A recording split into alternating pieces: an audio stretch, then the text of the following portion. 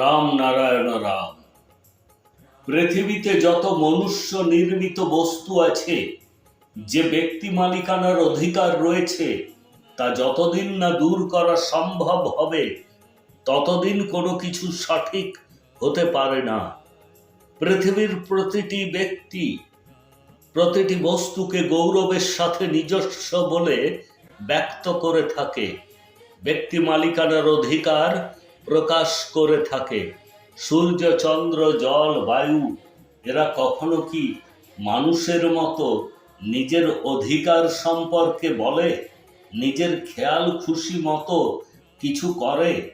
যখন প্রকৃতি ও বিশ্ব ব্রহ্মাণ্ড এমন কিছু করে না, তখন তাদেরই সৃষ্ট, তাদের জন্য যাদের মানুষ রূপে জন্ম হয়েছে, তারা কেন সব সময় ব্যক্তি মালিকানার অধিকার প্রকাশ করে? পৃথিবীতে মনুষ্য নির্মিত যাই হোক না কেন, তা ব্যক্তি মালিকানা হোক, রাজনৈতিক দল হোক বা মনুষ্য নির্মিত শিক্ষা, এ সমস্ত কিছু অপসারণ করা উচিত।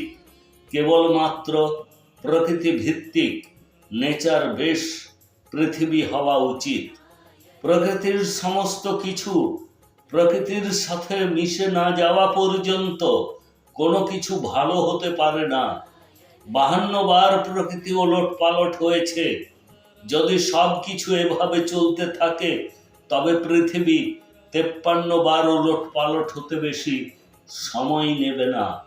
পৃথিবী যখন আবার ওলট পালট হবে, তখন সমস্ত মন্দির, মসজিদ, গির্জা মাটির নিচে চলে যাবে। সুতরাং আপনার চিন্তা করা উচিত যে আমার করণীয় কি।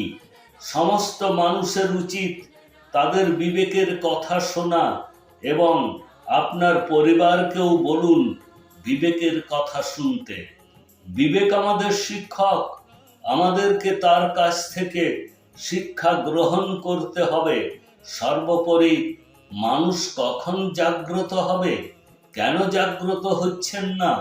কেউ ভাবেন না যে মৃত্যুর পরে তার কি হবে। প্রকৃতির নিজস্ব বিদ্যালয় রয়েছে, যেখানে সবাই পাস করে না। প্রকৃতির যে ধারণা বা কনসেপ্ট রয়েছে, তার দ্বারা একদিনে সব কিছুর সমাধান করা সম্ভব। প্রকৃতি আমাদেরকে সমস্ত কিছু ভরপুরভাবে দিয়েছে, কিন্তু আমরা নিজেরাই আমাদের শত্রু। মানুষ প্রকৃতির জ্ঞান প্রতিটি বস্তু থেকে পায়। বিজ্ঞানীরা সেই সমস্ত কিছু নিয়ে শুধুমাত্র গবেষণা করেছেন যা প্রকৃতি দিয়েছে। প্রকৃতিই আমাদের জন্য সব কিছু।